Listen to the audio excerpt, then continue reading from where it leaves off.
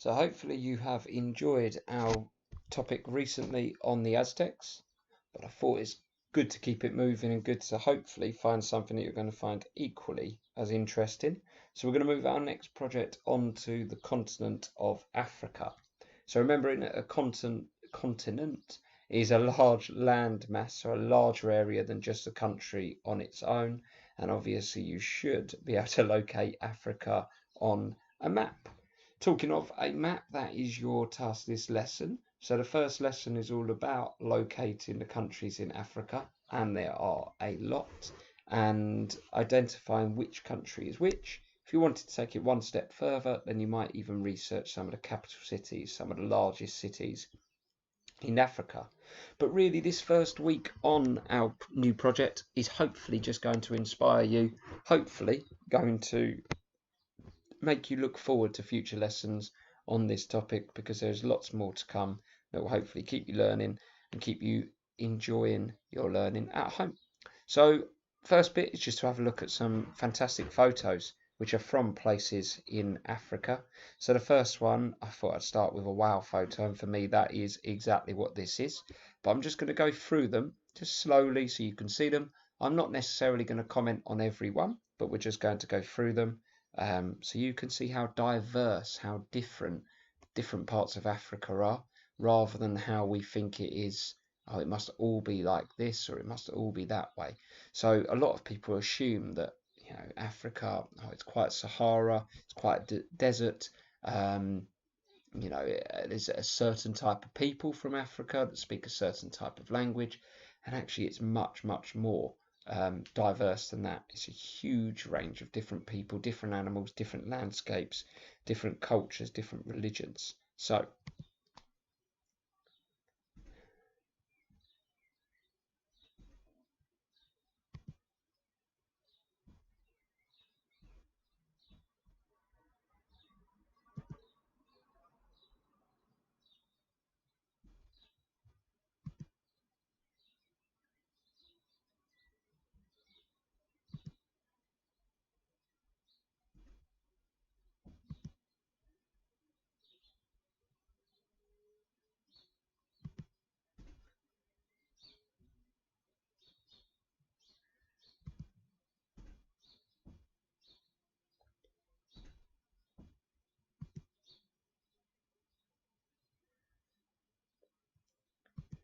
as you can see, the continent of Africa, which is here on Google Earth, the continent of Africa is hugely diverse. It really is different. And even from this aerial shot, this satellite picture, you can see how much greenery there is on the continent, despite the fact that a lot of people sort of assume it is mainly desert.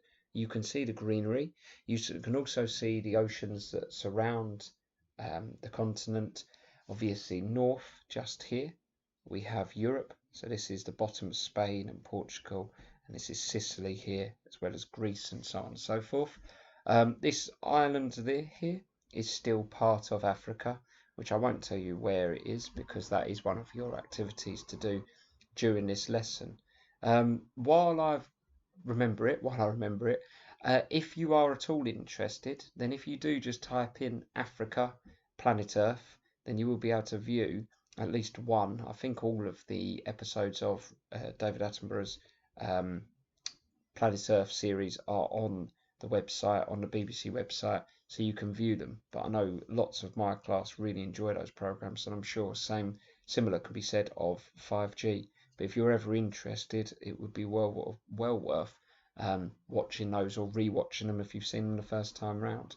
So just a few facts to hopefully build the base of our Africa knowledge.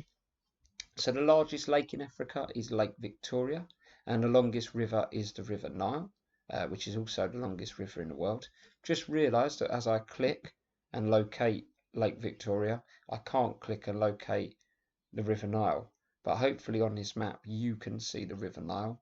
Remember that the River Nile is in Egypt, which is in the north of Africa. So hopefully you could identify the River Nile coming down here. And I know you did a lot of work on that, around that in year 3 when you looked at ancient Egypt. The highest point in Africa is Mount Kilimanjaro, and that is quite near, actually quite near Lake Victoria. So that is just here.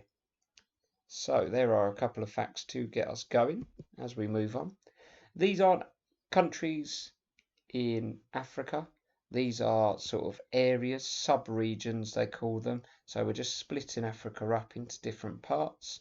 And as we do so, just a few more facts, which is the largest country in Africa is Algeria. And the smallest country, there was a debate with me and Miss Shilliver around this because me and Miss Shilliver didn't know that the Seychelles technically is in Africa.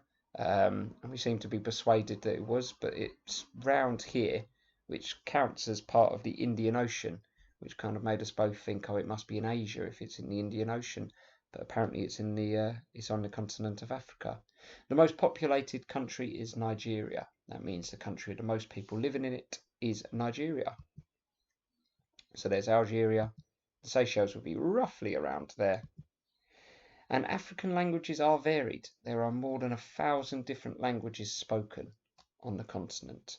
So it's not everybody in Africa speaks French or English or Nigerian. There are lots and lots of different tribes that speak different dialects, different types of similar languages.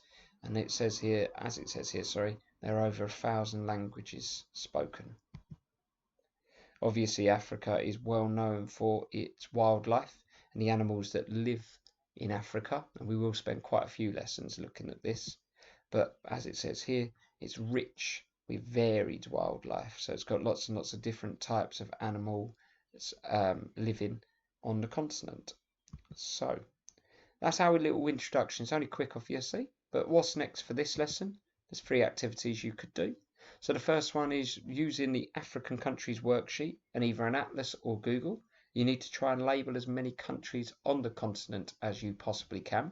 There is on the website a second sheet that shows the answers. So if you get confused, which I could not blame you for getting confused, perhaps have a look at that.